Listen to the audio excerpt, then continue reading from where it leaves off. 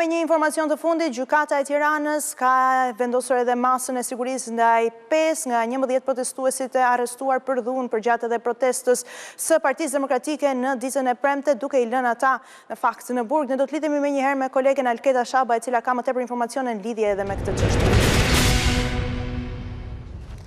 Ju përshëndes, sapo ka përfunduar seanca në gjykatën e shkallës së parë Tiranë sa i përket masave të sigurisë personave që u ndalua në protestën e 17 prillit që organizuan nga ana e Partisë Demokratike. Gjykata e Tiranës ditën e sotme ka vendosur që 5 prej protestuesve të lënë në masën e sigurisë arrest në burg dhe 6 të tjerë në masën detyrim paraqitje. Konkretisht në arrest në burg janë lënë shtetasit Klement Çuçka, Bujar Tusha, Henry Shaplo, Mirvel Toçilla si edhe Semi Bica, ndërkohë që në masën më lehtësuese ato të detyrimit për të paraqitur janë Iqbal Domi, Gentian Tuka, Edison Shyti, Bardyl Ndou,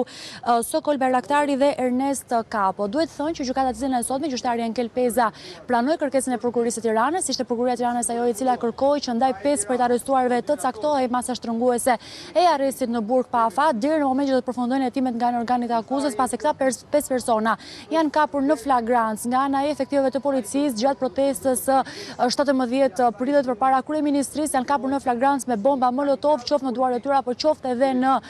çanta, dhe për këtë arsye u kërkua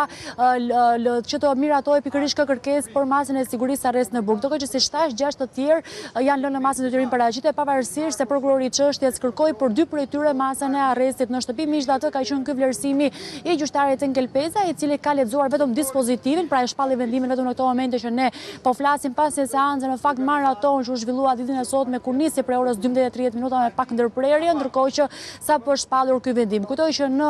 protestën e fundit të zhvilluar nga ana e Partisë Demokratike, e cila u mbajti shtazh një herë mbrëmjen e 17 prillit, këta persona u arrestuan dhe u ndaluan nga ana e policisë së shtetit pasi u konstatuan duke kryer veprime të dhunshme, duke hedhur bomba molotov dhe lënë piroteknike në drejtim të godinës së kryeministrisë, aty ku siç dihet formohet edhe një kordon nga ana e efektivëve të policisë. Në fakt ka patur një skenar tjetër apo një metodë, po themi ndryshe, që u përdor nga ana e policisë së shtetit në protestën e kaluar të Partisë Demokratike, ku policia ndrysua me njëherë në turmën e protestuesve duke bërë të mundur arrestimin e